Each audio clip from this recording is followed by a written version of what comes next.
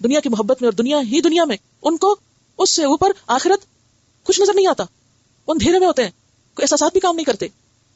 تو یہی کہا جا رہا ہے کہ واپس چلو, جدھر ڈوبے ہوئے تھے وہیں چل کے ڈوبو. السلام علیکم. میرے ساتھ ایک یہ تجربہ سا ہوا ہے. میں بیمار ہوئی تو میں بڑی اس میں تھی کہ میں انشاءاللہ کبھی مس نہیں کروں گی اسکول اور جاتی ہی رہا کروں گی.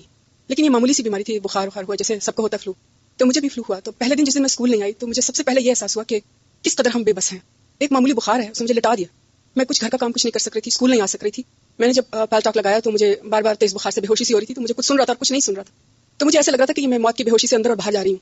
پھر رات ہوئی تو خیر جیسے آپ میڈم بتا رہی تھی کہ ہم کھانے وانا بھی نہیں چاہتے, کچھ بھوک نہیں تھی, کچھ نہیں تھی. اسکول کا بھی غم تھا اور اپنا بھی غم تھا کہ ہائے ہائے میں کس طرح بیمار ہو گئی ہے وغیرہ وغیرہ. اور پھر جب رات کو پیاس لگی یا کچھ طبیعت اور زیادہ خراب ہوئی تو میں نے ایسے کر کے بتی جلائی. تو آپ یقین کیجئے کہ میں اپنا بہت بڑا بول نہیں بولتی, لیکن مجھے ایسے لگا کہ فوزیہ یہاں تو نے بتی جلا لی ایک دم, جیسے طبیعت گھبرائی, بتی جلا لی کہ اٹھ کے پانی پیوں, منہ پہ کچھ ڈالوں پانی, سخت گرمی ہے. تو جب ہم ہوں گے اتنی مٹی کے نیچے تو اس وقت کون سی بتی جلاؤں گی, کس کو آواز دوں گی, کون آئے گا پانی دینے کے لیے, اور کون آئے گا یہ پوچھنے کے لیے ممی کیا ہوا, کیوں رو رہی ہیں. تو یہ احساس مجھے پورے 7-8 دن میرے ساتھ رہا, اور شکر ہے کہ رہا.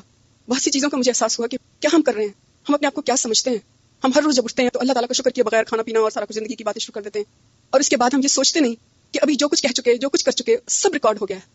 میں سوچ رہی تھی کہ کتنی مہلت ہے اور ہم لوگوں کو کہ ہم کیا کریں, اور مجھے اپنا ہو رہا تھا احساس, اچھا ابھی بہت طبیعت خراب ہے, میں نہیں پڑھ سکتی, اور ابھی میں تھکی ہوئی ہوں, میں یہ نہیں کر سکتی.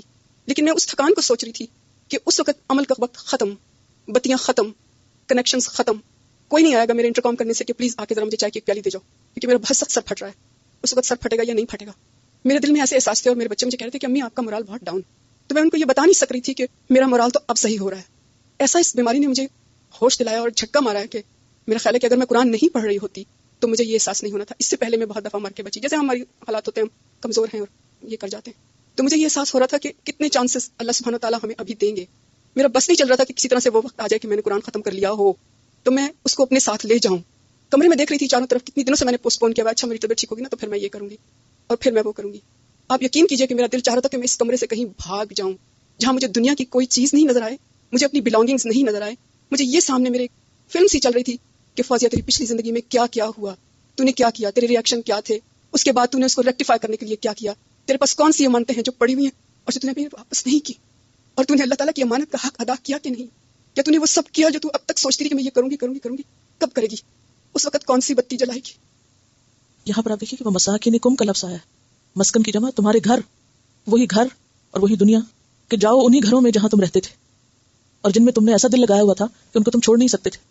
اگر ہم دیکھیں تو صبح اٹھ کے رات کو, یعنی ٹھیک ہے خبر کہ انہیں گھر سے دلچسپی ہو اور عورت کی جنت اس کا گھر ہے اور گھر اس کے لیے بہت بڑی چیز ہے, لیکن پھر اس میں توازن اور اعتدال کی ضرورت ہے کہ ایسا نہ ہو کہ ہم ان گھروں ہی کے غلام ہو کر رہ جائیں اور اس سے آگے کے گھر کو بھول جائیں, اصل گھر کو فراموش کر بیٹھے, اس جنت کی خوشبو ہم سے محو ہو جائے. تو اس وقت جب ان کی پکڑ ہوتی ہے وہ بھاگنے لگتے ہیں تو کہا جاتا ہے مت بھاگو, چلو انہی نعمتوں میں اور گھروں میں, ومساکنکم لعلکم تسألون, تاکہ تم سے پوچھا جائے, تمہارا حساب کیا جائے کہ ان نعمتوں کو پا کے, ان گھروں کو لے کر تم نے پھر ان میں اللہ کو کتنا یاد رکھا, اللہ کا کتنا حق ادا کیا. قالوا, وہ کہنے لگے,